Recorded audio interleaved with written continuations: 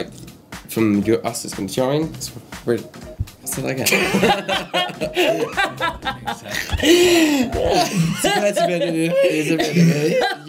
The thing with bands is if the chemistry is either there or it's not. Yeah. You know what I mean, then you either like each other or you don't. We got the best of both worlds, didn't we? From having been together like only a little time, but still having that, like, we were a unit when we turned up, the three of us, and I'd known Josh in school, but we hadn't sung together, and we decided that we ought to do it. But then you get the best of the both worlds. That we had to add George. We were so happy to add him, but we had to work twice as hard as maybe other bands that had been together for 2 years. We've got kind of our individual styles, but we kind of come together as a group. It's a bit like Spice Girls, I suppose. He's the sporty one, she's the... But that's what we kind of want to get across, is just the fashion style. We're like the Spice Girls. Yeah, no, we're not. JJ on X Factor. I was going to Sporty Spice, then I was like... On X Factor, what boy band do you compare yourself to? And you're like, the Sugar Babes. Yeah, so what boy band do you compare yourself to? And I was like...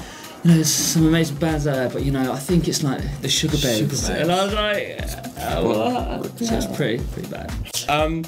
Yeah, I think obviously the more you write on an album, the more it sort of comes from you, and the more you can speak to your fans and like put your own message, I guess. Yeah. From where we started writing at the beginning of this album cycle to what the songs are now that we're producing, a completely different league, because you do gain experience from the amazing songwriters you're working with, and you kind of get a sense of what the album should sound like. So when we now go into a writing session, we know what we want to sound like. Just get into it. The good thing about like us, we love our songs, and we actually like love our fans, and it's kind of like, it just comes naturally to be able to perform a song that you love in front of people that love it as well. It's kind of like, just happens. I think as well, being on stage, we've got to we pinch ourselves sometimes to realise how lucky we are, and we're doing something we actually love. This, like, people say we're working, it's not, for us, it's not working, it's actually just going out there and doing something we've actually always dreamt of, and being able to stand on stage and making people happy is just a dream come true. So I think I always say it like it's so cheesy, but like without our fans we wouldn't be sat here speaking to you. So you know, it's kind of nice to now and then give something back to them and actually say, you know, thank you for everything you've done and making our dreams come true.